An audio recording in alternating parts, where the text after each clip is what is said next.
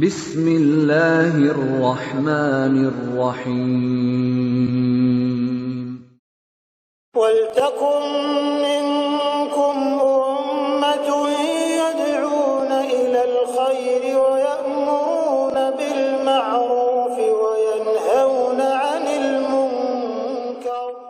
Assalamualaikum warahmatullahi wabarakatuh. Menyamai imam dalam perkataan, maka ini tidak mengapa kalau dalam perkataan, kecuali dalam takbiratul ihram dan salam. Cuma dua saja, jangan pernah disamai ini. Jangan pernah disamai. Imam dalam dua hal, satu takbiratul ihram, yang kedua salam. Adapun dalam takbiratul ihram seperti tadi sebelum imam menyempurnakan takbiratul ihram, maka salatnya belum dianggap sama sekali. Jadi kalau imamnya itu belum sempurna, maka salatnya belum dianggap sama sekali, karena harus melakukan takbiratul ihram setelah imam selesai takbiratul ihram. Usahakan baik, jadi imam Allah, jangan dulu goyang tangan. Nanti selesai takbiratul ihram baru kita bergerak. Nanti setelah selesai takbiratul ihram baru kita bergerak. Ya, karena takbiratul ihram dan salam ini Pak tegas dalam salat itu. Ya, dalam hadis Abu Daud, Ali bin Abu Talib itu mengatakan bahwa miftahus shalah at-tuhur, at-tahrimuha at-takbir, wa tahliluha at-taslim. Ya, salat itu dibuka dengan taharah, dan mengharamkannya salat itu takbir. Jadi kalau ada orang salat tidak benar takbirnya, maka dianggap tidak salat. Dan at-tahliluha, yang menghalalkan salat itu adalah salamnya. Jadi kalau ada orang salam di tengah salat, itu artinya dia sudah keluar dari salatnya. Ya, meskipun dia tidak balik, tapi dia bilang assalamualaikum warahmatullah, dia itu sudah keluar dari salat, karena dia sudah keluarkan dirinya. Kalau ada orang salat seperti masbuk, langsung dia ikut sama imam, tidak takbiratul ihram, tidak dianggap salat, karena dia tidak mulai sesuatu. Maka dua perkara Pak, takbiratul ihram dan salam. Dan ini sujud sahwi ini, susah sujud sahwi ini. Susah sujud sahwinya ini. Dalam ilmu sujud sahwi tidak ada sujud sahwinya ini. Ya, mesti diulangi salatnya. Ya. Nah, sedangkan dalam salam para ulama menyatakan dimakruhkan salam bersama imam, baik salam pertama maupun salam yang kedua. Jangan bersamaan Pak. Makruh baik salam pertama assalamualaikum warahmatullah, jangan dulu goyang. Jangan dulu goyang. Begitu imam salam ke kanan, jangan dulu. Nanti imam salam kedua, baru kita salam ke kanan. Ya. Adapun bila salam pertama setelah imam selesai salam pertama dan mengucapkan salam kedua setelah imam selesai salam kedua, maka ini tidak mengapa. Namun yang lebih utama tidak mengucapkan salam kecuali setelah imam melakukan dua salam. Jadi nanti imam assalamualaikum warahmatullah selesai, kalau baru ke kanan Pak, jangan dulu goyang, karena itu tidak baik. Kalau kita masbuk baru imam assalamualaikum ke kanan, kita langsung berdiri, itu tidak mengikut sama imam, namanya menyamai imam. Menyamai imam dalam gerakan salat hukumnya makruh. Kalau dia gerakan, kalau tadi bacaan Pak boleh, kecuali dua tempat saja. Nah kalau ini gerakan hukumnya makruh. Dan ada yang menyatakan menyelisih sunnah, tetapi yang rajih adalah makruh. Jadi agak sedikit ini bahasanya lebih halus, ini menyelisih sunnah.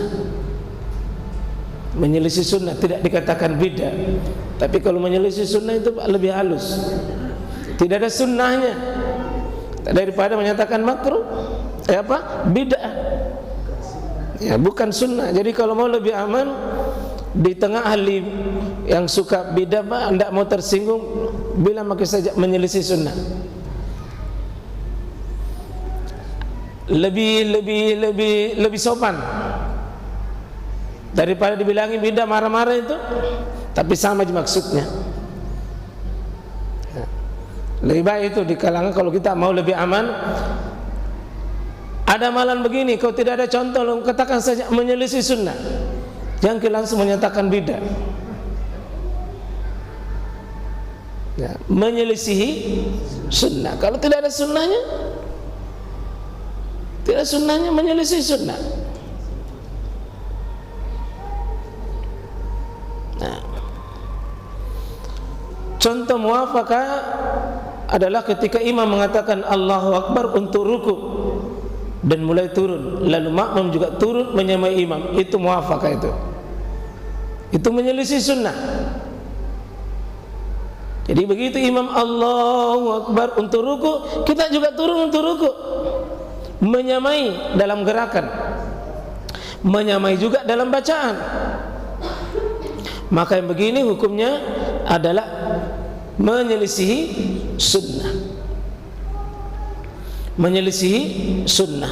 Dan sebagian pendapat hukumnya makruh. Ya, kalau menyamai. Kalau menyamai Pak ya, menyamai, tidak melumbai, tidak juga terlambat, tapi sama hukumnya menyelisihi sunnah atau hukumnya makruh. Dan ini yang paling banyak pesertanya kita. Itu paling banyak menyertai menyelisihi. Paling banyak kita itu adalah di posisi ini menyamai. Ya. Paling banyak kita itu peserta menyamai. Ya. Hukumnya makruh, ya. Nah, sebagian mengatakan apa? Menyelisihi sunnah. Jangan dikatakan bidah. Wa iza raka'ah, ada cuma lihat di sini kata raka'ahnya. Raka'ah itu fi'il madi. Artinya apabila imam itu raka'ah telah selesai apa? Ruku. Jadi dia selesai ruku. Baru perintah apa? Farka. Jadi beda dia. Wa iza raka'ah farka'u. Wa iza sajada fasjudu. Ya, wala tarka'u hatta yarka. Jangan kau ruku, jangan kalian ruku sampai imamnya itu ruku. Jadi jangan menyamai. Menyamai itu hukumnya menyelisihi sunnah. Ya. Nah, ini hadis yang ke-84 di kitab ini, di kitab Umdatul Ahkam. Ya, Nabi sallallahu alaihi wasallam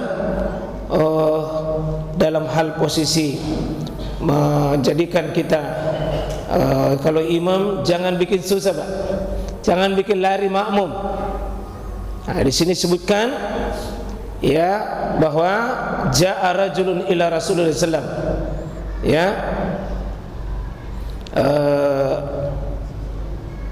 ada seseorang yang datang sama Nabi SAW itu terlambat. Kenapa terlambat? Ini la ta'akharu an salatihi subhi min ajli fulan, gara-gara si fulan. Gara-gara ya imamnya itu suka lama sekali kalau salat. Ya, mimma yutilu bina. Ya, maka datang melapor sama Nabi karena dia suka tengahnya. Kenapa terlambat? Karena kalau imamnya diikuti dia lama dulu. Akhirnya sengaja dia terlambat. Dan pergi melapor sama Nabi sallallahu alaihi wasallam. Fama ra'aitu an-nabiy sallallahu alaihi wasallam ghadiba fi mau'izati qattun ashaddu mimma ghadiba yaumizin. Kata beliau, saya tidak pernah melihat Nabi marah melebihi marahnya Nabi pada saat itu. Coba lihat Nabi itu kalau marah Pak, bukan marah karena urusan pribadinya dilanggar, urusan hak dirinya yang diganggu. Tidak, Nabi itu kalau urusan pribadinya berakhir dengan kata maaf. Coba lihat Nabi SAW, kalau urusan pribadinya Nabi diganggu berujung dengan kata maaf.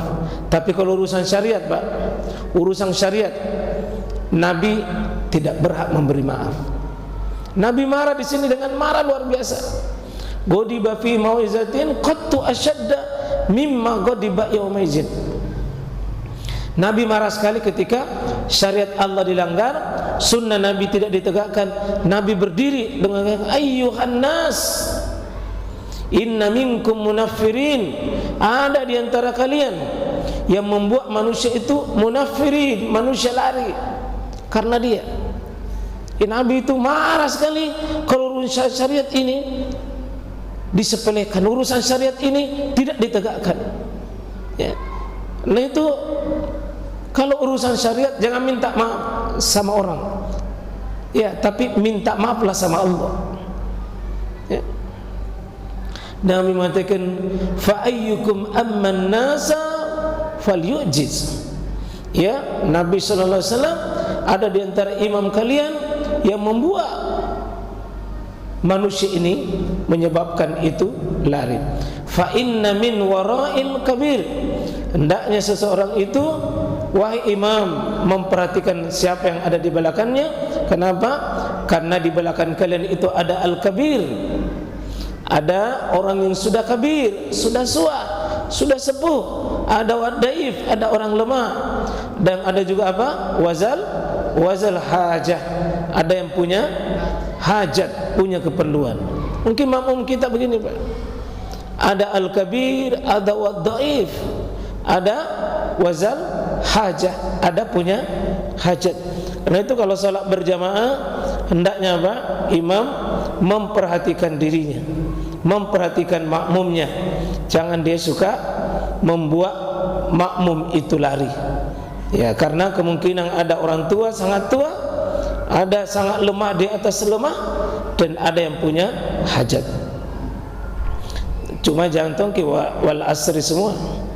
Kalau wal asri semua jangan karena mau semua bikin manja jamaah, akhirnya kita wal asri inna ataina, tetap ada standar Pak.